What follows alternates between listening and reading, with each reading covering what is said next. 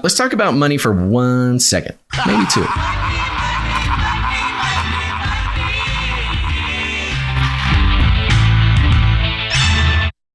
That's right. We're not afraid to talk about money on this show. Let's do it. This is coming from The Intercept, which has had a very interesting, track record with reporting recently. And this is an interesting one. The headline, top Fed official. Fed will keep at this until your savings accounts are drained. Aww. The Federal Reserve raised its target for interest rates by another 0.75%. The target has now gone up overall by 3.75% since earlier this year, a steep increase that is essentially an attempt by the Fed to slam the brakes on the U.S. economy and stomp out inflation. All 12 members of the Fed's Open Market Committee voted for the increase. One of them was Esther George, the president of the Federal Reserve Bank of Kansas City. George then did something unusual in an interview with National Public Radio.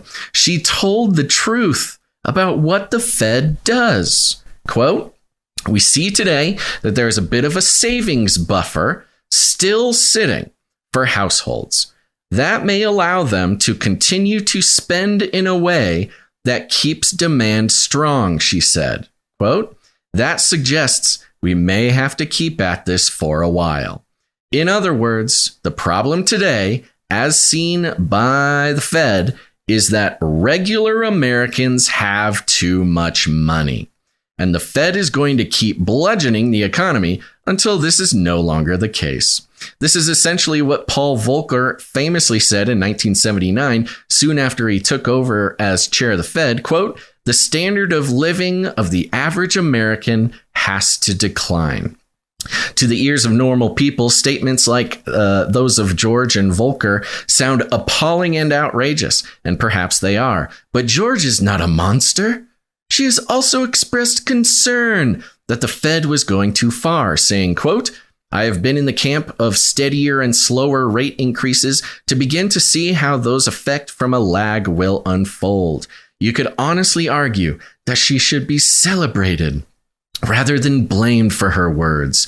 She was being honest about the Fed's mission and how it functions."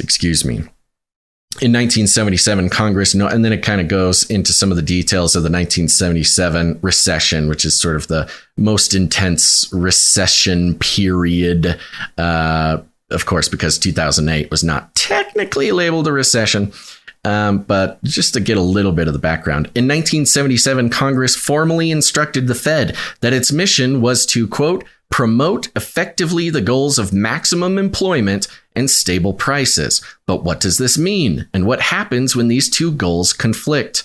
In theory, unemployment could get so low that regular workers could bid up their wages so fast that inflation would skyrocket. Notice a little bit of blame shifting going on here, especially after the past 2 years where we saw workers finally get a little bit of power. Definitely, in practice, we know unemployment can be so high that the workers can't get higher wages, and as the economy grows, all the gains flow to the top. Yeah, they like it that way. The Fed sits directly on the fault line generated by the oldest, most fundamental conflict in history, that between rich creditors and working class debtors. In any society with huge wealth disparities like the U.S., creditors are always terrified that debtors will get control of the monetary system. Ooh, it's terrifying. Print tons of money and destroy the value of the creditors' financial assets. Right now, U.S. households have about $16 trillion in debt, $11.4 trillion of which is mortgages. Another $1.59 trillion is student debt. But thanks to the 14% cumulative inflation over the past 2 years, that is the first time that I have seen a mainstream outlet print that number.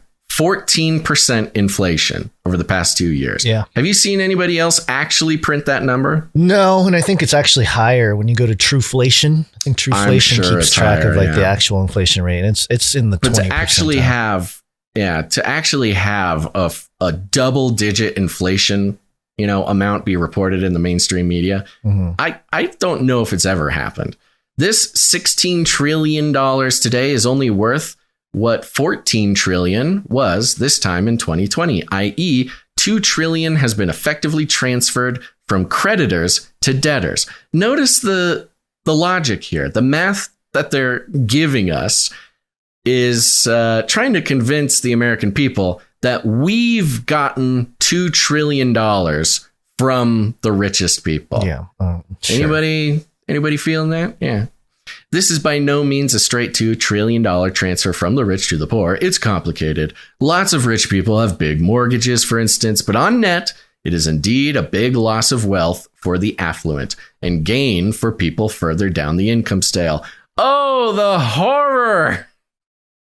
The horror of people further down the income scale getting, having any sort of benefit. So it goes on and goes into the details. Very interesting way they break this down. I highly recommend, if you're not on our newsletter, you should definitely go over to canarycry.party and sign up for the newsletter. We'll send you all the sources to every single show before we do the show. You can follow along or just use it as sort of an archive for these sorts of things.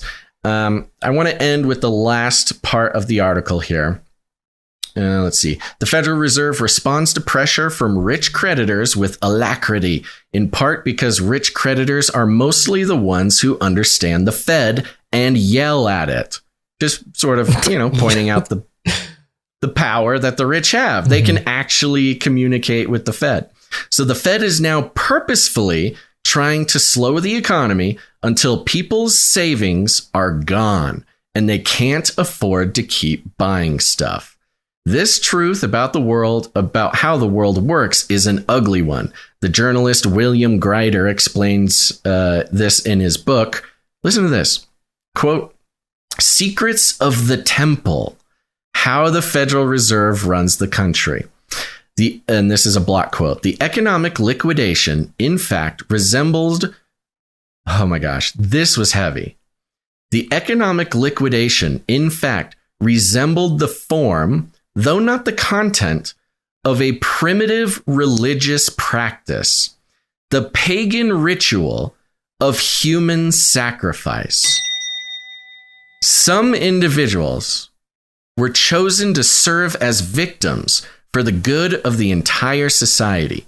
In moral terms, the process was sadistic, an example of what Thorstein Veblen called the enduring barbarism of modern society. The economic victims were chosen at random, but mostly from among the weaker groups in society. The methodology employed by the Federal Reserve to induce contraction ensured that the strongest individuals and enterprises would be able to evade selection. There was this hierarchy within democracy, a hierarchy of vulnerability." The block quote ends there. "There almost certainly are better and fairer ways of dealing with inflation than human sacrifice. For instance, the central tension between debtors and creditors at the heart of the Fed's mission would be greatly reduced if we were a more egalitarian country, but we'll never be able to figure this out unless we're willing to look directly at reality." And that insinuation, that the reality of it is that it is a type of practice of human sacrifice, and they know it.